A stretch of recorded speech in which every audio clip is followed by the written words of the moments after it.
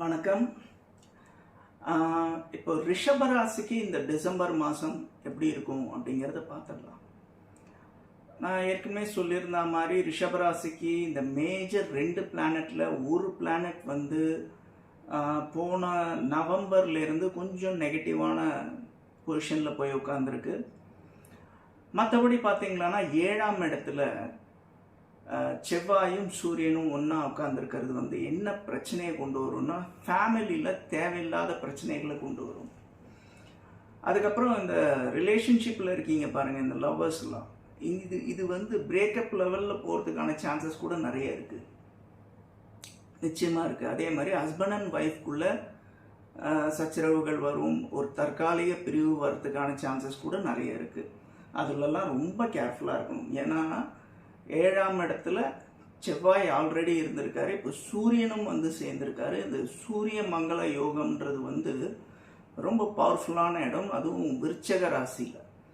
So ரிஷபராசிக்காரங்க இந்த ரிலேஷன்ஷிப்பை பொறுத்த வரைக்கும் இந்த மாதம் வர டிசம்பர் மாதம் ரொம்ப ரொம்ப ரொம்ப கேர்ஃபுல்லாக இருக்கணும்.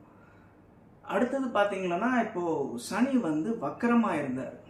ஜூன் மாதத்துல இருந்து 11ஆம் இடத்துல இருந்தாலும் லாபஸ்தானத்தில் இருந்தாலும் வக்கரமாக இருந்தார். அப்படி வக்கரமான சனி வந்து இந்த நவம்பர் 28க்கு அப்புறமா வந்து நார்மல் மோஷனுக்கு வர்றாரு. அப்படி வர்றதுனால என்ன ப்ளஸ் பாயிண்ட்டுன்னு கேட்டிங்கன்னா, இது வரைக்கும் ஒரு 4-5 மாதமாக சொந்த தொழில் செய்கிறவங்களா இருக்கட்டும், அதுக்கப்புறம் தொழில் அதாவது வந்து ஏதாவது ஒரு ப்ரொஃபஷனில் இருக்கிறவங்களா இருக்கட்டும், ஒரு ப்ரமோஷனுக்காக எதிர்பார்த்து, இல்லை ஏதோ ஒரு இன்க்ரிமெண்ட்டுக்காக எதிர்பார்த்து, இல்லை ஏதோ ஒரு விஷயத்துக்காக எதிர்பார்த்து வெயிட் பண்ணி ரொம்ப எல்லா திறமைகளும் இருந்து எல்லா எஃபர்ட்ஸும் போட்டு எனக்கு கிடைக்கலையே அப்படிங்கிற மாதிரி ஒரு ஃப்ரஸ்ட்ரேஷனில் இருக்கிறவங்களா இருக்கட்டும், அதுக்கப்புறமா வந்து ஏதோ ஒரு விஷயத்தில் இன்வெஸ்ட் பண்ணி அதை என்னால் விற்க முடியலையே, அதுக்கு எனக்கு லாபம் வரலையே, அது என் கைக்கு காசு திரும்ப வரலையே அப்படின்னு எதிர்பார்க்குறவங்களா இருக்கட்டும், அவங்களுக்கெல்லாம் அடுத்த மாதம் வந்து நிச்சயமாக ஜாக்பாட்டு தான். அதுவும் வந்து அடுத்த மாதம் 18ஆம் தேதிக்கு அப்புறம் டெஃபினட்டாக ஜாக்பாட் தான். ஃபினான்ஷியல் இதை பொறுத்த வரைக்கும், அதாவது லாபத்தை பொறுத்த வரைக்கும் ரிஷபராசிக்கு வந்து டிசம்பர் மாதம் வந்து நிச்சயமாக ஜாக்பாட்டு தான், அதில் டவுட்டே கிடையாது.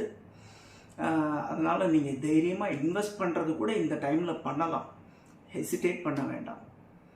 ஸோ இதுதான் ரிஷபராசிக்கு நான் சொல்ல நினச்சது. நன்றி, வணக்கம்.